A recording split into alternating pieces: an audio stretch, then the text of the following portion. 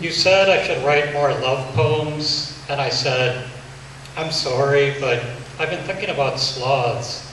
Well, actually the moths that live on sloths snuggle into their fur, take the slow, slow ride through the rainforest. Once a week, the sloth descends to the forest floor, defecates.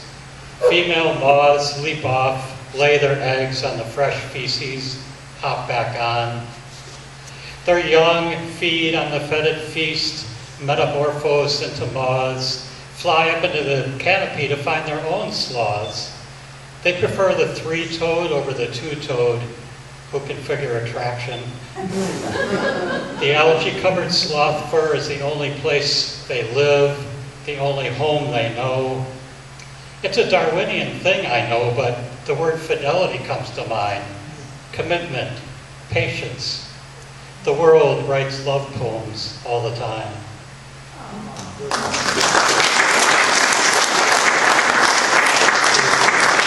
You don't have to clap after each one, or after any of them. Okay, yeah, Damn Good Cantaloupe is the name of the book. This is the poem where that title came from. I thought it was sunshine I wanted. Instead, the misty gray damp brought 4 tiger salamanders crossing my path, and later, cantaloupe, sweet cantaloupe, damn good cantaloupe.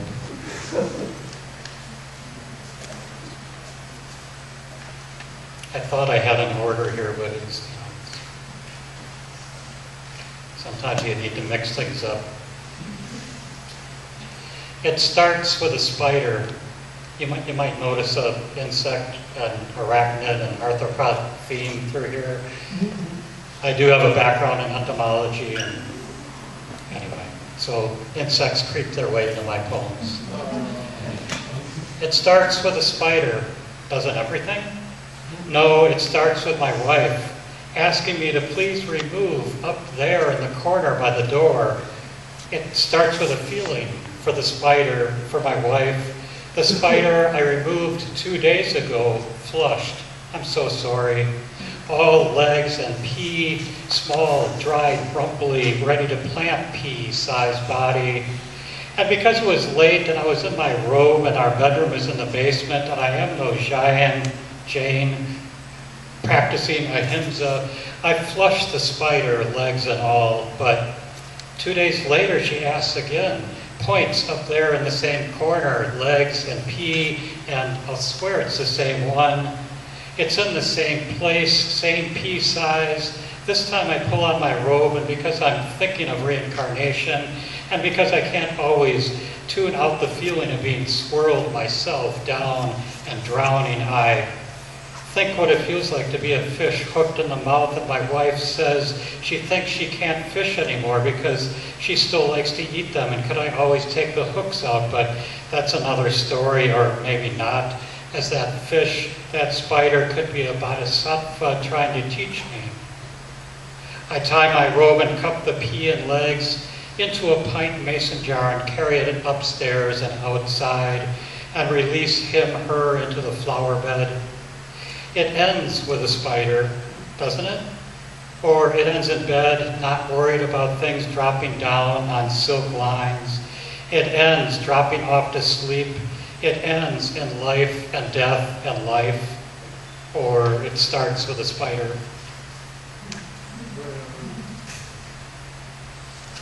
Okay, I think I'll like just one more bug one. This one starts with an epigraph by Annie Dillard.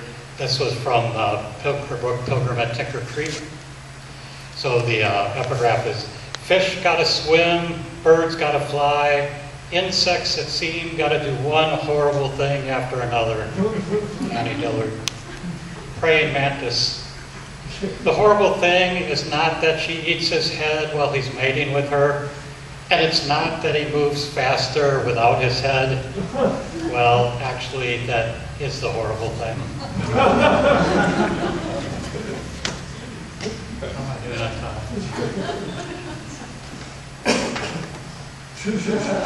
Okay, this one's don't take this too seriously. I'm not really like this. It says a pro's rant, the bus. So I had this idea when I got on the bus this morning. Well, that's what we say, I got on the bus, but really I got in the bus. And except for those biplane, wing-walking daredevils, no one gets on a plane. Think about it. Why do we get on a bus or on a plane, but we get in a car, which makes sense? It also makes sense to get on a bike, but not on a train. So it baffles me that we are grammatically correct for some modes of transport, but not others. Am I the only one that's bothered by this? And then there's the way the Brits and the Canadians drop the word the in places where it feels like it should be. Just listen to the BBC and you'll hear phrases like, after the terrorist attack, 15 people were taken to hospital, or our son is going to university this year. It's the hospital, the university. I want to scream, but then I calm down and realize it could be worse. At least we don't have to think of the gender the should be for every object we want to name. I remember studying German way back my freshman year while attending the university, trying to memorize the der, die, das of every damn noun. I mean, I never could figure out why a pen was masculine while a pencil took the feminine form, or maybe it's the other way around. Shouldn't they both be male? And while I'm on the subject, why do you hear people say that something is translated from the German or the French? We don't say the English when referring to the language itself. Really, how hard can it be to use the words on, in, or the? Does this bother you? Should I let it bother me?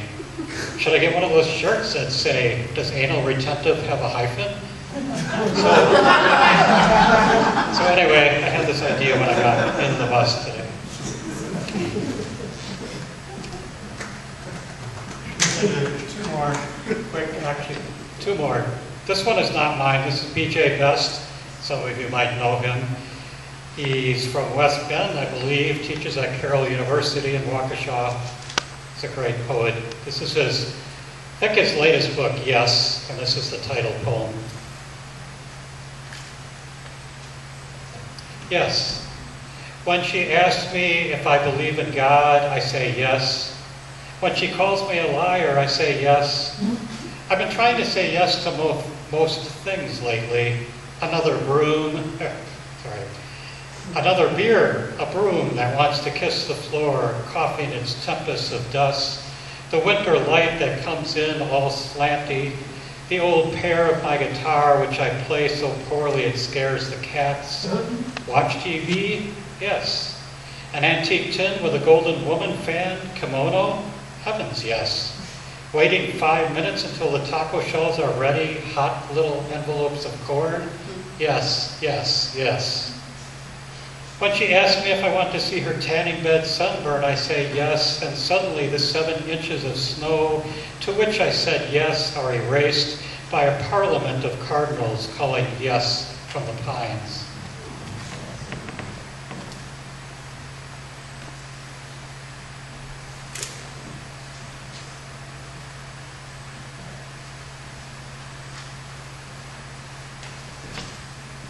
Okay, I lied too. Is that okay? Temporary insanity. I don't know. Couldn't that be the definition of everything? I mean, it's all temporal, ephemeral, fleetingly brief, and it's all insane. The guilt over the guilt over getting over the guilt.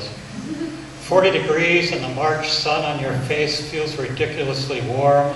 The walk in the woods, foolishly therapeutic. It's just trees and wind and the first natural warm thing you've felt in months. It's a week since your mom died. You steal a beaver gnawed stick from the dam and hope it's not the linchpin holding it all together. You fall on your back in the snow, backside cold, face warmed by that reckless sun. You feel like the moon, one face bright, the other always in the dark and cold.